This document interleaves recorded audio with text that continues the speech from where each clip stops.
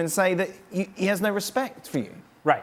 So beyond what Robo just said, which I agree, the fact that Ronaldo knows himself that he's no longer the player that he once was, the evidence now is in front of him, not because he's not out there playing, but because he's not out there playing and the team is winning without him. And so therefore, that's the real dagger. That's the one that truly hurts. Right. The fact that the team looks better without him on the field. And that in itself is going to create this feeling of, well, now I have to speak out because I know my time is coming to an end. And this has nothing to do with the love for the club. This has everything to do with the love for Cristiano Ronaldo and him taking care of himself. We just talked about the idea of players protecting themselves. This is exactly what he's doing. I'm going to get my side of the story out there because I don't want anybody to control it for me. I'm going to control it and I'm going to say what I need to say because I'm Cristiano Ronaldo and I deserve that much. But when you come out and say things like this, I don't think you garner respect or support. I think you garner a feeling of petty, that you come across as being petty and vindictive. You don't come out as the guy who has the right answers. You come out as the guy who now has turned his back on the club and on everybody else that is involved with Manchester United. And he's pining back to the days of Sir Alex Ferguson being in charge, saying he spoke to Sir Alex, he knows what's going wrong with this club. Again, it all seems very counterproductive for a club you supposedly love. Exactly, and that's the whole point. While he is trying to frame it and his fans and supporters will try to frame it as he's doing this out of the love for Manchester United, how does any of this benefit Manchester United? How does any of this benefit anybody but Cristiano Ronaldo? And to the point of anybody who's there criticize him, whether you're a former teammate or a friend or not, if you criticize Ronaldo, he takes a swipe at you. And he does so again in this article, which points to the level of pettiness. Not just that he's petty, but how petty he can get, even at this point of his career where even he has to recognize he is not the player that he once was. But he expects to be respected as that player while not showing that type of respect on or off the field to anybody in the game. It makes absolutely no sense other than to somehow artificially inflate Ronaldo's own ego. Yeah, you're referring to the criticism that Wayne Rooney threw his way. He responded to that in this interview saying, I don't know why he criticises me so badly. Probably because he's finished his career and I'm still playing at a high level. He chuckles and adds, I'm not going to say that I'm looking better than him, which is true. Also, I am going to say it. But this is also on the back of him turning his back on Jamie Carragher yes, and Gary Neville. I mean, it just speaks volumes to... And here's the thing about this. I think Ronaldo fans are going to rally around this and champion everything he said, even more feverishly than they've done before. People who had despised this side of Ronaldo are going to be just as loud in their criticism. It does nothing to kind of help anybody see the better of Ronaldo himself. Gav, that's it, isn't it? You know, he's very much gone a long way to destroying his legacy at United.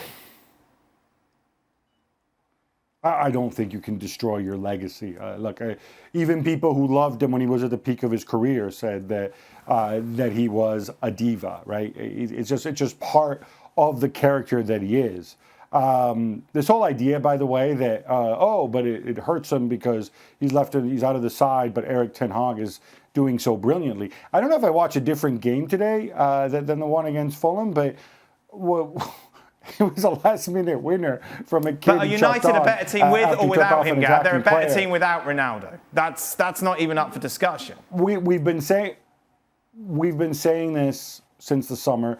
And that they should have gone somewhere, that they should have found a home for him in the summer, and he should have accepted that. That's without saying. It's also equally true that Erik Ten Hag, he's not some kind of saint. He also said, but we're so much better with Cristiano. Cristiano's never a problem, blah, blah, blah. You remember, he said all this stuff in the summer.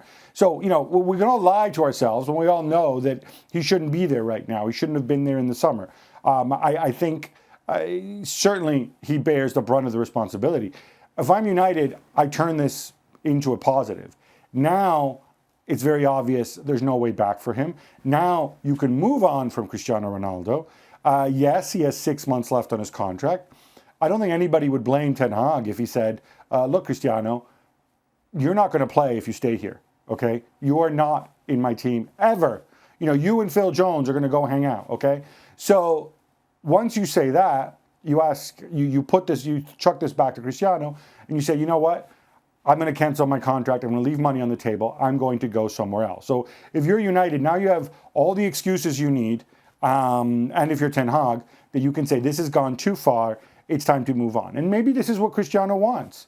Maybe this is why he speaks the way he does. But I think we also have to be honest to ourselves. And, you know, we can't just say that one person's a super villain. You know, Ten Hag inherited the situation. He inherited Cristiano. It was obvious Cristiano didn't fit into his plans, nor should he fit into his plans, because you know, this was a rebuilding job. But I think now we have this clarity. We have this breaking point. United can move on from Cristiano once and for all in January. And maybe Cristiano will accept that. Or if he wants to sit around and keep counting his money and go on the Gareth Bale plan for 6 months, that's fine too. But I think now Erik ten Hag can just look him in the eye and say, you're not playing for me ever again. And I think that's fine. Gab, I don't know why you're inclined to defend him in this situation where he could have acted in a completely different manner than he has. We're not just suddenly out of nowhere picking him up as the bad guy in this, considering everything that he has done between pre-season and now. I think it's justified, isn't it, the way we're discussing him? Well, I'm not saying that Cristiano is blameless here. No, everybody I think rightly complained about what he did against Tottenham as being totally unacceptable. But I don't remember, other than the Tottenham incident, and please correct me if I'm wrong, I don't remember Cristiano complaining, giving out interviews. He left half-time pre-season, didn't he? Pre-season friendly, he left at half-time. Yeah, along with a bunch of other players. What about Riaga? He still left. He still left at half-time, Gab.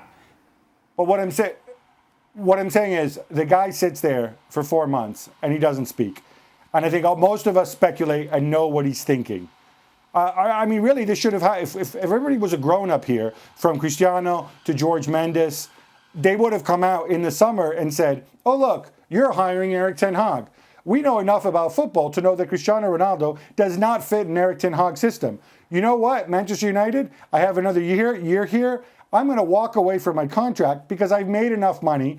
You know, I can build myself a gold swimming pool if I want to, and I'm going to go somewhere else.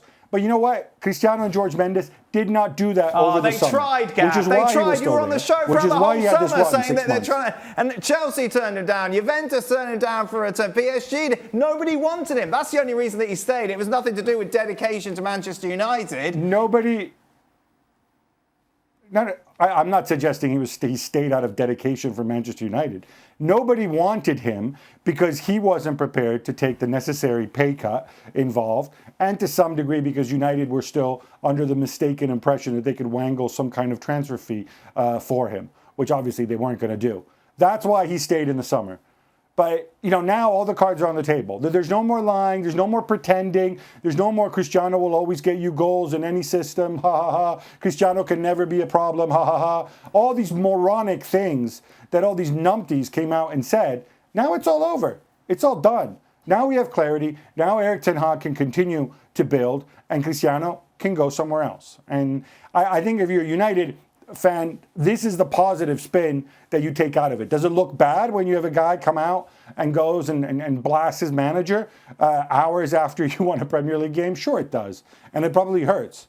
But I think now is the time that you can finally move on. Thank you very much for watching ESPN FC on YouTube. For more highlights, analysis and exclusive content, be sure to subscribe.